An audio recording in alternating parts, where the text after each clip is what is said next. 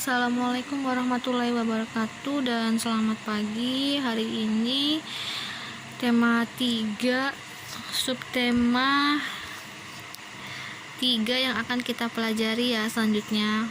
Nah, untuk pembelajarannya kita masuk di pembelajaran 1 dan 2. Pada saat pembelajaran 1, Ibu akan membahas tentang rangkaian listrik, seri, dan paralel. Untuk yang lainnya silakan kalian baca-baca karena pada PB sebelumnya kita sudah membahas tentang kosakata baku, jadi Ibu tidak menjelaskan di sini. Silakan kalian baca sendiri bukunya ya. Kemudian Ibu akan menjelaskan tentang membandingkan rangkaian listrik, seri, dan paralel. Pada pembelajaran sebelumnya Ibu juga sudah menjelaskan sedikit tentang listrik, seri, dan paralel bagaimana bentuknya. Dan hari ini Ibu akan menjelaskan sedikit persamaan dan perbedaan dari listrik, paralel, dan seri. Ada beberapa persamaan antara rangkaian listrik, seri, dan paralel. Yang pertama, daya dan arus listrik rangkaian seri dan paralel memiliki kesamaan pada kebutuhan sumber tenaga listrik. Sama-sama memiliki daya listrik yang cukup besar. Kedua rangkaian bisa digunakan secara bersama-sama atau dicampur. Jadi ketika kalian ingin menyalakan lampu atau membuat sebuah arus listrik, kalian bisa mencampur antara rangkaian seri dan rangkaian paralel. Itu malah lebih bagus, akan menjadikan kekuatan listriknya akan menjadi kuat. Memiliki kesamaan hambatan, di mana semakin panjang kabel yang digunakan, maka hambatan listrik juga bisa semakin besar pula. Jadi semakin panjang kabel yang kalian gunakan, maka hambatannya akan semakin besar karena dia agak panjang, sehingga pada saat sampai ke lampu itu agak lama karena dia memiliki hambatan yang besar. Kalau dia pendek saja kabelnya, maka hambatannya akan lebih cepat karena kabelnya pendek. Kemudian di sini ada beberapa perbedaan dari rangkaian seri dan paralel. Yang pertama, seri. Arus dan nilai tegangan arus listrik yang mengalir pada masing-masing beban adalah sama. Arus tegangan sumber dibagi menjadi dalam jumlah seri bila besar tahanannya sama. Jumlah penurunan arus pada rangkaian seri dari setiap tahanan seri adalah sama dengan nilai total sumber tegangan. Arus dan nilai tegangan yang dialirkan tergantung pada seberapa besar tahanan beban dalam sebuah rangkaian listrik. Besar arus listrik yang dihubungkan dalam sebuah rangkaian listrik seri, di mana tahanan rangkaian total tegangan dapat menyebabkan naik turun tegangan yang mengalir dalam rangkaian listrik. Jadi besar beban arus listrik yang dihubungkan pada rangkaian seri itu akan membuat tahanan rangkaian totalnya atau tegangan rangkaian totalnya akan naik turun. Jadi lampunya bisa redup, bisa nyala terang. Terus bila salah satu komponen atau bagian dari rangkaian arus putus atau rusak, maka seluruh aliran dan arus listrik secara otomatis akan berhenti. Jadi pada rangkaian listrik seri yang bentuknya itu horizontal seperti ini, maka jika salah satunya putus, semua akan terhenti, arus listrik akan terhenti. Kemudian pada rangkaian paralel, sumber tegangan listrik sama dengan tegangan pada setiap beban listrik yang ada, sama ya tadi sama yang seri. Pada setiap cabang dalam rangkaian paralel merupakan sebuah rangkaian individu, di mana arus dan tegangan setiap cabang tergantung pada besaran tahanan cabang. Jadi pada paralel ini arus listriknya itu bercabang-cabang.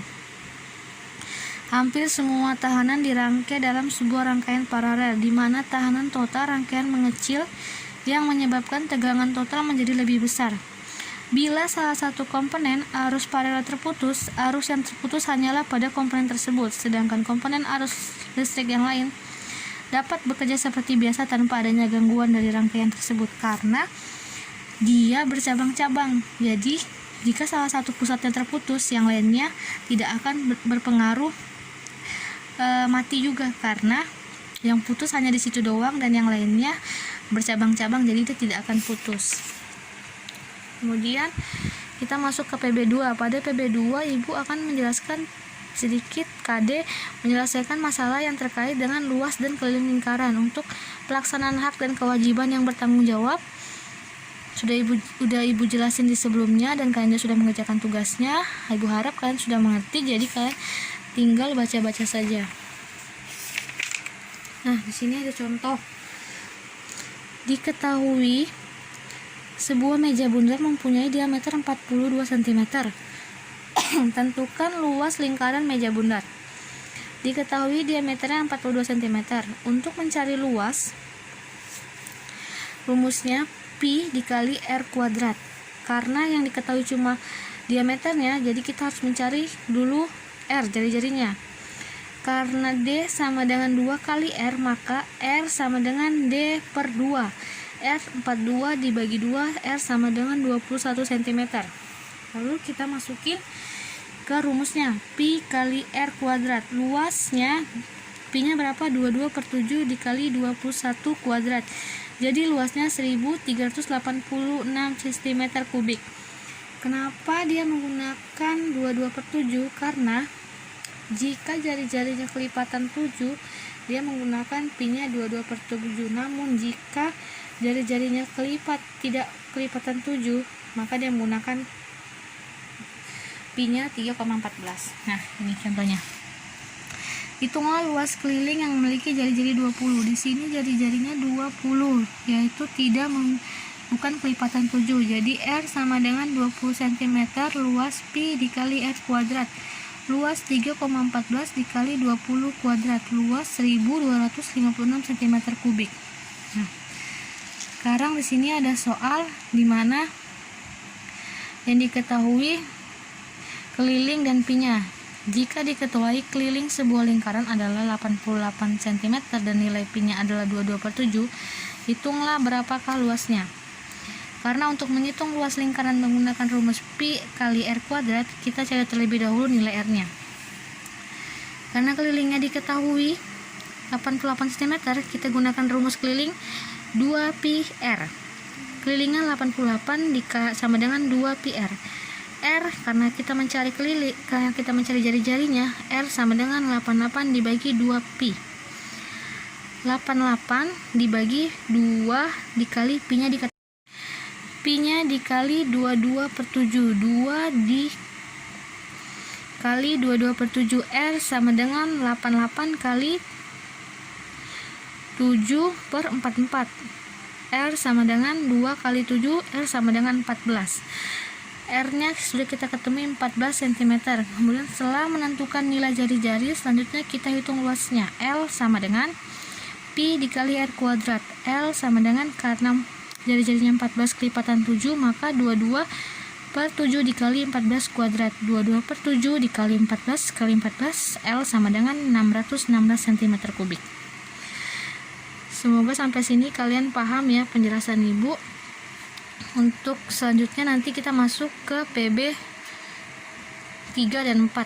Sekian dan terima kasih. Assalamualaikum warahmatullahi wabarakatuh.